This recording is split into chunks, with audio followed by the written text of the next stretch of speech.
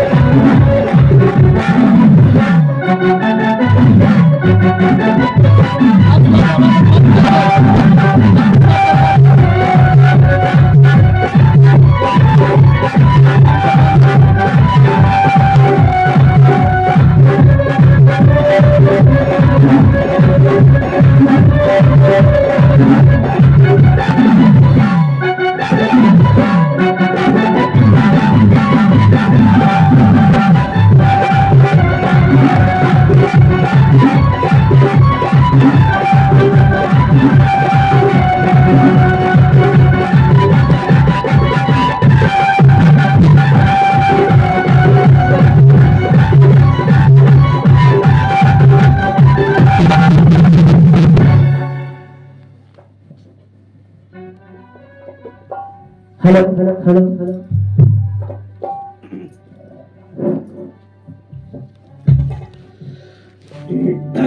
एक बार सभी गुरुदेव के नाम पर जय जयकार करेंगे।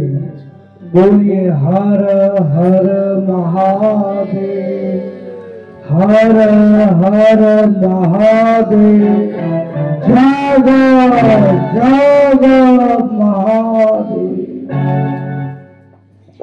अखंड मंगलाकारं व्यापृतेन चराचरं तत्पदं दर्शितमेन तस्मै श्री गुरुवे नमः।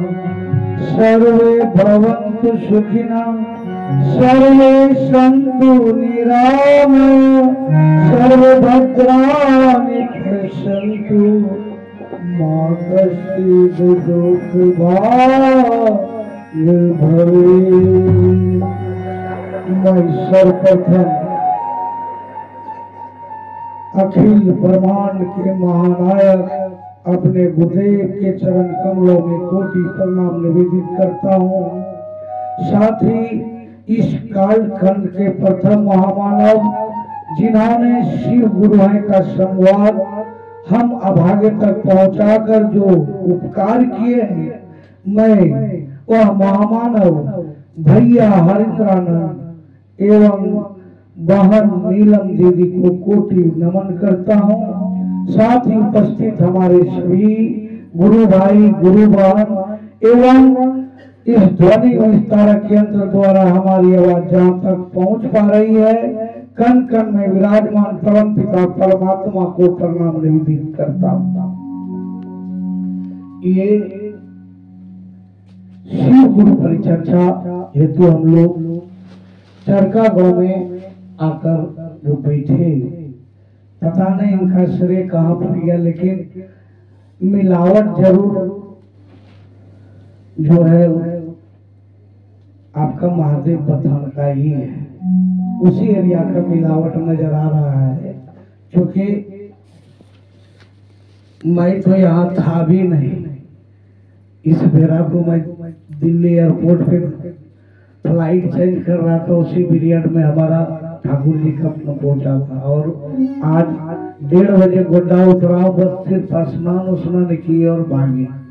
क्योंकि मैं जो गया था सुनता था बरखा दीदी का प्रोग्राम, तो बरखा दीदी कहा करते थे कि सभी कंकड़ कंकड़ शंकर है।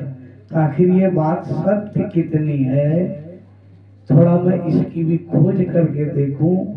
तो मैं मध्य प्रदेश के पंचमढ़ी पहाड़ी गुफा में गया था, वहां ध्यान साधना भी किया कुछ देर, और उस स्थान पर गया जहाँ महादेव भस्मासुर के डर से भागे थे और गुफा में घुस के बरगद का पेड़ का रूप लिया था। उस स्थान का साक्षात दर्शन हमने परसों किया, क्योंकि 3500 पर्वत फीट की ऊंचाई है। और जिस जगह भगवान विष्णु ने अपनी नारी रूप बना विश्व मोहिनी रूप बनाकर भस्मासुर को भस्म करने में कामयाबी पाए, उस स्थान को भी देखा।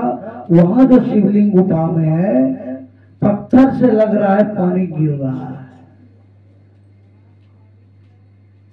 मतलब जब वहां के जो आचार्य थे उनसे हमने प्रश्न किए कि हमको गुरु बताने की कृपा कीजिए, आखिर हम आपकी बात कैसे मान लें। जो जटाशंकर हमको दर्शन कराए, तो उसमें बोले ये जो कमंडल और त्रिशूल है कि भगवान शिव ही छोड़ के गए, क्योंकि जब वो भगवान विष्णु का विश्व मोहिनी रूप के बाद भस्मासुर से बचने के बाद जब श्वास लिए तो काफी भक्त आ गए उनके पास। बोले प्रभु आप चले जाइएगा तो संसारिक लोग कैसे विश्वास करेंगे कि सही में आप आए थे इस जगह पे। तो उसने धरोहर समझिए या यादगार स्वरूप अपना त्रिशूल और कमंडल वही छोड़ कर गए। साक्षात उसका जब दर्शन करेंगे तो लगेगा ये शरीर शरीर नहीं रहा, हम तुम में और तुम हम में समा। वहां से जब मैं नर्मदा नदी आया, चूंकि कल एकादशी थी, सवेरे सवेरे स्नान करने गए तो वहां पता गया, जब उसका इतिहास बताए, बोले जब नर्मदा मैया ने ब्रह्मा जी को प्रसन्न किए तो वरदान जो भी मिला उसको स्वीकार नहीं की। फिर भगवान शिव से उन्होंने काफी तमन्ना की और तपस्या में लीन होकर उनकी एकाग्र भक्ति करके उनको प्रसन्न किए। शिव प्रसन्न होकर उनसे जब वरदान मांगे तो बोले प्रभु मुझे कुछ वरदान नहीं चाहिए, मुझे आप ऐसा वरदान दीजिए जिस प्रकार बहन गंगा आपके जटा में है, मेरा स्थान आपके चरणों में होना चाहिए। तो उनको स्वयं हमारे गुरुदेव ने वरदान दिए कि जो यहाँ जितने कंकड़ पत्थर है सब में मेरा ही स्वरूप होगा। और आज भी संपूर्ण विश्व में नर्मदाश्वर महादेव जो है सबसे सर्वाधिक मान्यता मिलता है। कई भी शिवलिंग की स्थापना होती है तो शिवलिंग वहीं से लाया जाता है। तो वहां का जब मैंने बोट से नदी में जब घुसा नदियों में तो पानी इतनी कंचन और स्वच्छ, वहां के लोगों ने बताया कि हम लोग यहाँ मिनरल वाटर या चापाकल का पानी नहीं पीते हैं, ये नदी पीते हैं। इतनी स्वच्छ और साफ पानी की मछली भी नीचे का दिख रहा है और सभी पत्थर लग रहा है शिवलिंग ही है, जिसको छुए शिवलिंग ही है। तो हमारे गुरुदेव पृथ्वी पर कब आए थे, भस्मासुर कब आया था, किसी को हमको नहीं लगता है बढ़िया बढ़िया, हम तो एक छोटा सा जीरा से भी छोटा उनका बड़का बड़का भगत को अनुमान नहीं कि आए कब थे। सबको पता है राम आए थे, कृष्ण आए थे, नरसिंह भगवान आए थे, लेकिन उसने अपना कार्यकाल समाप्त किया और फिर धरती से वापस अपने काम को चले गए, सब जानते हैं। और जब तक उनकी सत्ता रही तब तक इस धरती पर धर्म की स्थापना रही, हो गए। फिर जस का गोबर तस ही हो गया।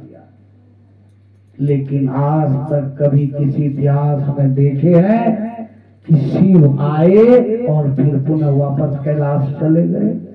सुने कभी? जितनी सत्ता प्रबल द्वापर में थी उतनी सत्ता प्रबल इनकी कलयुग में है, उतनी त्रेता में उतनी सतयुग में, यानी इसकी वोल्टेज पावर हाउस की जो लाइन है वो किसी कभी नहीं घटा। आज हम किसी को भजते हैं, वो थे है नहीं, किसी को भी भजते हैं वो थे है नहीं। आप कन फुक्का, चोर फुक्का, जेल गुस्सा, ढेरी गुरु मानते हैं, वो थे है नहीं, लेकिन शिव थे और रहेंगे और रहते चले जाएंगे। हम लोग जो बोलते हैं कि जागा जागा महादेव, बहुत लोग कटाक्ष करते हैं, क्या महादेव सुतल है जो बुझाओ लोग, जीजा जी मतलब मरा हुआ आदमी को धकेलता है, क्या करता है जीजा जी। तो क्या महादेव मर गए हैं तो या फिर सो गए हैं? ऐसी बात नहीं है। परम पिता परमात्मा का जो था जो है ब्रह्मा और विष्णु नहीं लगा पाए, जिसमें ब्रह्मा जी को गर्दन भी गंवाना पड़ गया था, वो भी था नहीं लगा पाए। हम आप क्या है सत्थालु, हम आप क्या सत्थालु। बंगाल जो थी 3 पटवन के बाद उखाड़ के राम नाम सत है, और वही घाटे पे खा लेगा लू तरकारी पूरी दुनिया सब कलकत्ता, उसके बाद आपका कोई चर्चा नहीं। तो हम लोग इनकी पता क्या लगाएंगे? हम लोग इनको नहीं जगा रहे हैं। संत कहते हैं हे मनुष्यों जागो, ईश्वर अंश जीव अविनाशी, यानी ईश्वर का हम जीव जो है ईश्वर का अंश है, और वो जीव क्या है? कभी विनाश होने वाली सत्ता नहीं है। जो जीव है वही शिव है। जो शिव इस जीव को लाके इस मुश्किल में फंसा के चल गए, और ये जीव लाल हरा पीला गुलू माया के चक्कर में फंसकर अपने आप को भूल गया है। यही साहब श्री हरिंद्रानंद भैया ने पहला सूत्र इस मिशन का दिया, दया मांगना, कि हम इस महादेव से दया मांगते हैं कि प्रभु जब से संपूर्ण ब्रह्मांड को आपने बनाया तब से आप जगे हैं, लेकिन आपसे बिछड़ कर जब मैं अपने इस नश्वर शरीर में आया, मैं सो गया, तब से मैं सो गया। प्रभु कृपा करके मुझे जगा दीजिए। हम उस महादेव की बात नहीं कर रहे हैं, इस महादेव की बात कर रहे हैं जो हमारे अंदर रहकर सो गए और बेहोशी के हालत में क्या से क्या कर देते हैं। मैंने रात की बात बता, मेरी ट्रेन रांची में 3 घंटे लेट हो गई। 11 बजे आना था, 2:30 बजे आया, गला भी फंस गया। तो देखते हैं 2 आदमी सोया, मैंने फोटो भी शूट किया, शायद भरोसा नहीं करे आदमी। तो एक आदमी क्या सोया घरा चला दोनों, और दूसरे का मुंह पकड़ कर ऐसे दबा रहा। हम ठीक क्या बात है, बगल में बैठे मुंह दबा रहा, हम फोटो खींच लेते। कभी किसी दिखलाने तो मैं आगे सोया हो तो मुंह का दबा रहा, सच्ची बात बता रहा है। तो जगने के बाद हम दिखलाए कि भाई ये क्या था, उसको भी आवाज, हम लोग फोटो नहीं खींचते, भरोसा भी नहीं करते। उसी बेहोशी में हम इस हाथों से क्या क्या कर्म करा रहे हैं, इसकी हमको पता नहीं है। पता तो तब चलता है जब उस अदालत में आपकी फैसला होती है और वहां आपका गवाही देने वाला सिवाय आपके कर्म के अलावा कोई नहीं है। दोनों पलड़ा आपके सामने रखा जाता है कर्म का, कि आपने कितने कुकर्म किए और आप कितने सुकर्म किए, क्योंकि आप ऑथराइज नहीं है ऊपर वाले के से कि आप किसी पर निर्दयी हो जाइए। साहब श्री हरिंद्रानंद का मामूली वचन नहीं है, सिद्ध किया हुआ वचन है दया मांगना। आप पहले अपने आप पर और अपने घर के सभी लाचार बेचारा अपने घर के जनों पर आप दया कीजिए। एक जगह हम गए थे तो देखते बूढ़ी दौड़ते हुए जा रही है। बोले माई क्या बात? सच्ची घटना, नाम नहीं बताएगी, गड़बड़ा जाएगा। बहुत बड़े बड़े घर की बात बता रहा हूँ। माई क्या बात है? बोला की बोलूं मास्टर साहब पुतहुआ खाए नहीं दे छे। बड़ा बड़ा अफसर आपके घर में खाए नहीं दे कोनो बड़ा का बका तो बेटा के नहीं बोला बाप बेटा हम घेर आप हमरा बेटा के ना भारी मुश्किल हम समझा। बोला हम क्या कर रहे हैं? बोला हम डीएम कोर्ट में केस करने जा रहे हैं। थोड़ा मुश्किल बात, केस कर दिया तो बड़ा बाबू घर के उतर जाए। समझा बुझा के ले गए। उसके बाद समझा बुझा के ले गए, वहां भी समझाए तो समझ गया। 2-3 रोज के बाद उधर से पार होते देख ले मामला संभला की बिगड़ले है। जैसे गए तो देखते उसका भैया पिछवाड़ में बैठ के ऐसे दीवार खोट रही है। महिला जब घुसाई ना तो बिल्ली की तरह दीवार वे नोच रहे। बोले बस की बात हुआ माई सब चौपट ऐसे धमका भारी मुश्किल सब तो बोले क्यों हमारा नहीं पता उनका पूछा। फिर उनका पति को बुलवाए। बोले भाई क्या बात है? संभला नहीं मामला? अरे की बोलो तो पूछा की बोलेगी माई के जे खाए दिल चो खाए नहीं जाओ दीवार तो खो गई तो बेटा क्या बोले चले पूछिए। सबने पूछता है कि माई खाए सके नहीं ना कि बहु और जाए पूछे हमरा पूछे बहु और बहु जब पूछने के बोला हम की करवा हम तो खाए देबे कर। हम बोले बात तो कुछ गड़बड़ है। तो बोले माई की भेले आब बताओ। बोला हो नहीं बोल के थरियान बोले छे। थरियान के न दरी जाए के मियाज करे के घुराई के मारिए मतलब थरिया बहु नहीं बोला थरिया बोला ऐसे करना चाहिए। हमने समझाया कि मां कही सास मत बोलिए, धर्म की मांग है। और आप इनको कम नमक वाला भी समझी दीजिए और कम चीनी वाला आप चाय दीजिएगा और बोलिएगा हल्ला माई चाय पियो। उसका भी सीना चौड़ा हो जाएगा, फूल जाएगा और 4 घर जाके बतेबो करेगा हमरो बहू बहू नहीं बेटी चाहते सेवा। कतीटा बोली का अंतर प्रेम। संत मत में प्रेम भक्ति गुरु दीजिए, प्रेम सबकी कथा एक ही है।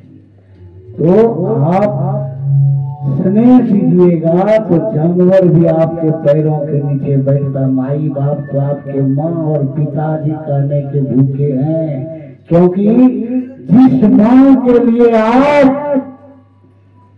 एक पल दूर नहीं रह पाते थे, थोड़ा सा साइड करता था तो आप चिल्ला चिल्ला के रोते थे। और जब बड़े हो गए तो उस घर से माँ शब्द की गूंज ही समाप्त हो गई।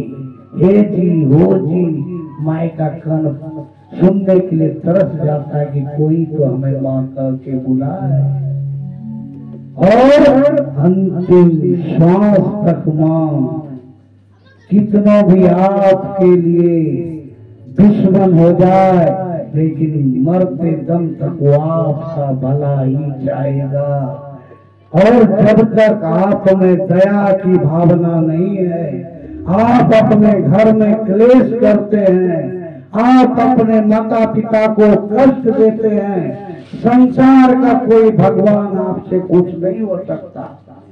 किसी को भी आप मना लीजिए, कितनों 24 नहीं 24 साल तक 24 घंटा का जाऊंगे 24 साल तक करेंगे। 9 दिन तक नवरात्रि नहीं 90 साल तक आप नवरात्रि कीजिए।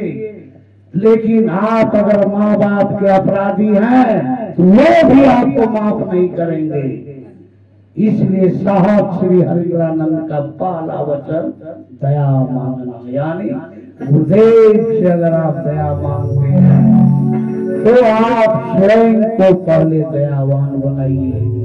तो चलिए हम लोग धर्मेंद्र जी से भजन सुनते हैं कि गुरु शिव को बना लीजिए। उसके बाद मैं पुनः आपकी चर्चा की कड़ी को जोड़ता हूँ।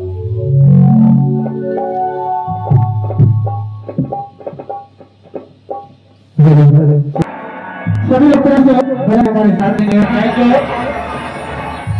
गुरु शिव को बना लीजिए।